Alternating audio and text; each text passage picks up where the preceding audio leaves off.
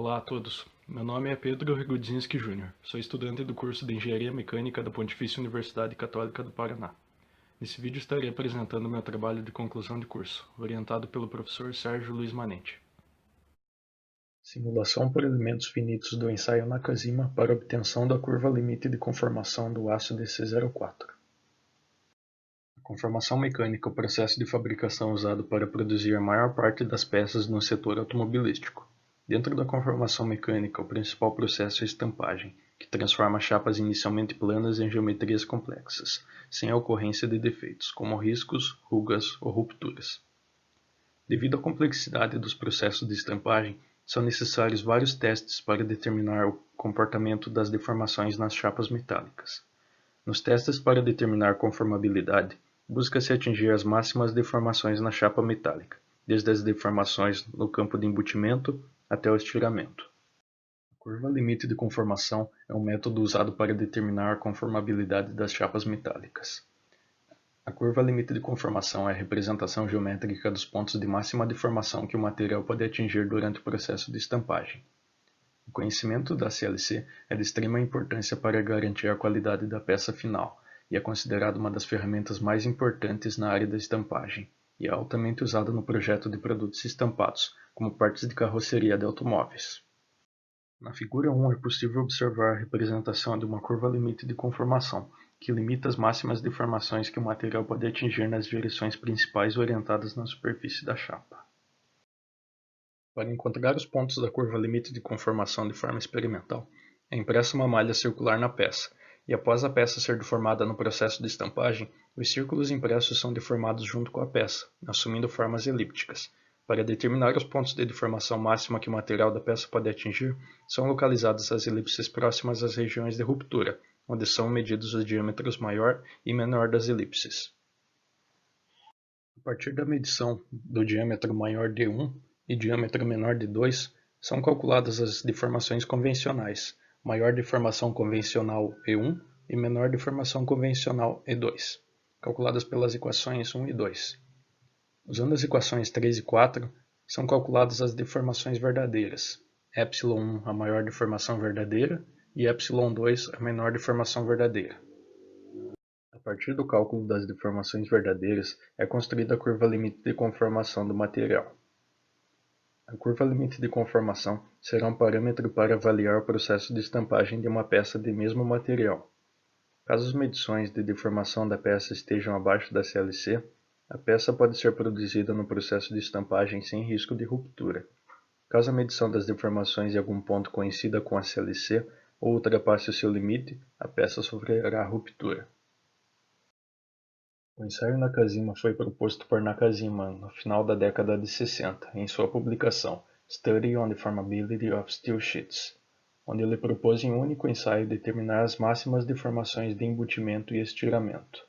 O ensaio Nakajima é altamente usado na indústria devido à simplicidade das ferramentas e baixa complexidade das amostras. O ferramental do ensaio Nakajima é composto por um punção hemisférico, prensa-chapas, matriz inferior e a chapa metálica, com a geometria característica do ensaio Nakajima. Com o ensaio Nakajima é possível obter pontos de deformação em toda a extensão da curva limite de conformação. Diferentes larguras W no estreitamento das amostras possibilitam diferentes razões de deformação entre a maior deformação principal ε1 e a menor deformação principal ε2. Menores larguras W possibilitam deformações no campo de embutimento, enquanto maiores valores na largura W permitem atingir deformações de estiramento. As simulações do ensaio Nakajima foram feitas na versão estudantil do software Altair Spireform 2019, que permite a modelagem CAD e simulação dos processos de estampagem. O material analisado no presente estudo é o aço comercial DC04, e as propriedades na tabela foram obtidas a partir de ensaios já realizados em laboratório, na Pontifícia Universidade Católica do Paraná. Da tabela, N é o coeficiente de engroamento do material, R é o coeficiente de anisotropia, que é medido na direção de laminação, 45 graus em relação à direção de laminação da chapa e na direção perpendicular ao sentido de laminação. O coeficiente de encroamento define a capacidade do material de distribuir as deformações ao longo do seu volume, E o coeficiente de anisotropia define a razão entre as deformações principais no sentido da largura e espessura de uma chapa metálica. A velocidade do punção nas simulações é de 2 mm por segundo, e o coeficiente de atrito adotado entre o punção e a amostra é de 0,04. A força do prensa-chapas é de 800 kN, escolhida de forma a manter a amostra totalmente presa à matriz inferior durante a estampagem. A malha de elementos finitos tem tamanho de 4 mm, tamanho de malha padrão do Altair Spineform. O modelo Nakajima foi desenhado com base na norma ISO 12004, de 1997. E a geometria das amostras foi desenhada de acordo com a ISO 12042, de 2008. Foram feitas 8 geometrias para as simulações, com as larguras W de 30, 40, 50, 80, 100, 110 e 120 mm, e também um modelo circular sem estreitamento, com diâmetro de 180 mm. O critério de escoamento do Altair Spineform é o RIO 1948, através do qual o software calcula as tensões desenvolvidas nas simulações dos processos de estampagem. Nessa animação vemos a simulação do ensaio Nakajima no software, onde é possível acompanhar a força de punção de acordo com o deslocamento durante a estampagem, e também a deformação da amostra.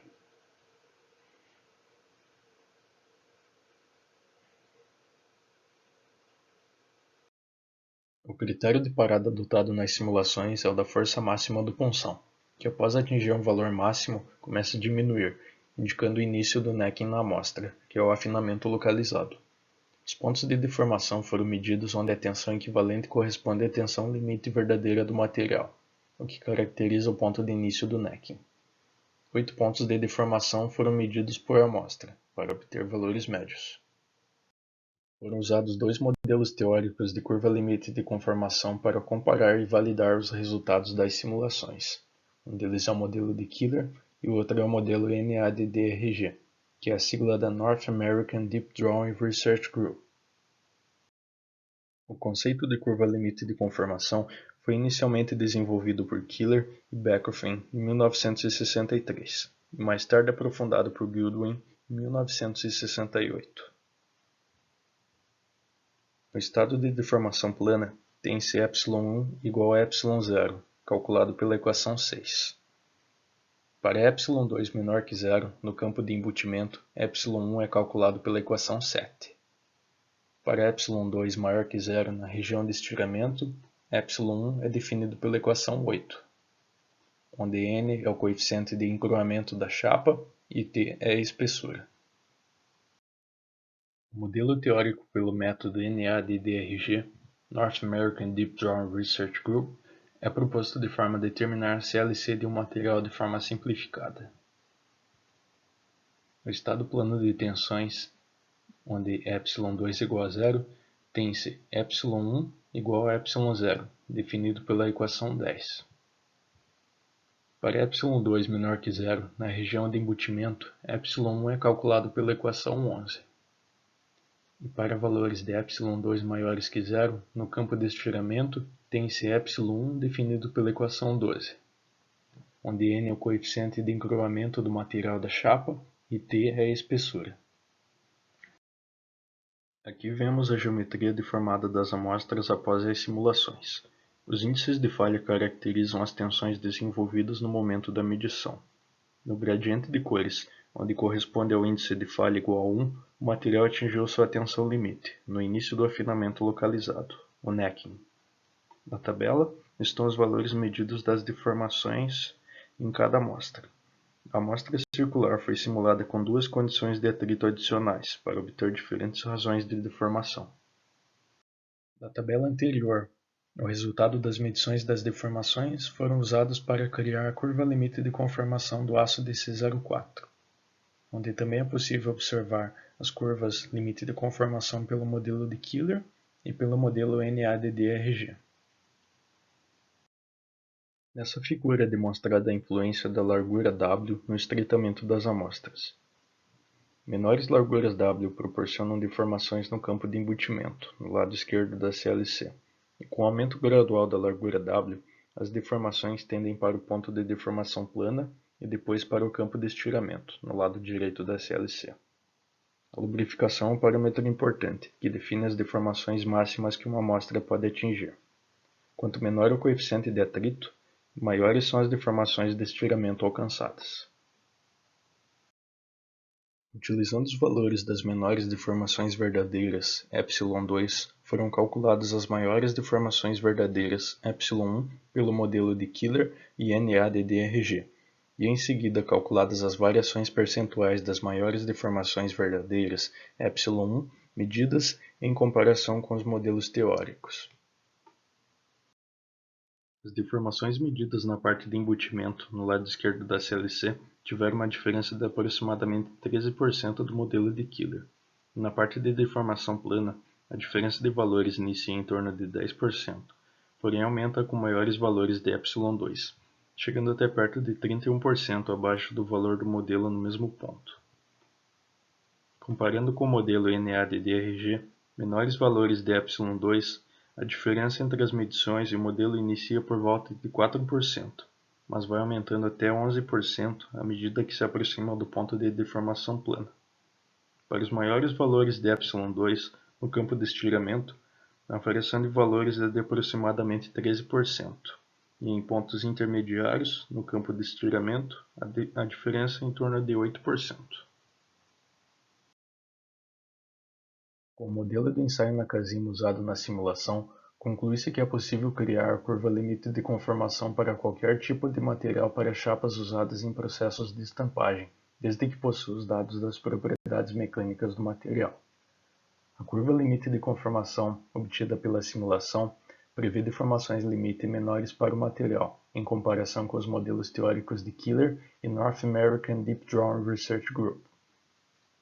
A estampagem de uma peça levando em consideração a curva limite de conformação obtida pela simulação do ensaio Nakajima no software estará sempre dentro da zona segura das curvas limite de conformação dos modelos teóricos de Killer e NADDRG usados na comparação.